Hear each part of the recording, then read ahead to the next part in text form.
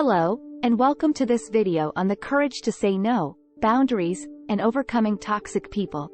Many of us struggle with setting boundaries and saying no to others. We may feel guilty or obligated to say yes, even when it's not in our best interest. But setting boundaries and saying no is not only important for our own well-being, but it's also an act of courage. So, how do we set boundaries and say no without feeling guilty or ashamed? The first step is to understand what our boundaries are. We need to identify what we're comfortable with and what we're not, and communicate that to others. For example, if someone constantly calls or texts us, even when we've expressed that we need some alone time, we may need to set firmer boundaries, such as turning off our phone or not responding right away. Second, we need to learn how to say no.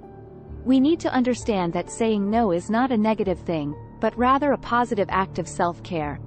We can practice saying no in small ways, such as declining an invitation to a social event when we're feeling overwhelmed or declining a request to take on additional work when we're already busy.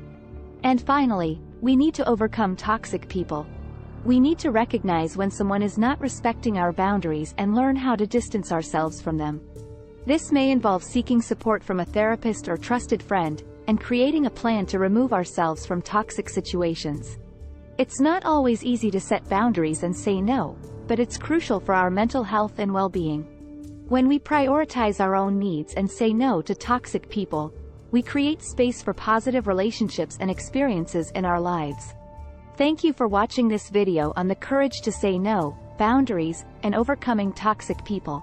Remember, setting boundaries and saying no is an act of courage, and it's important for our own well-being.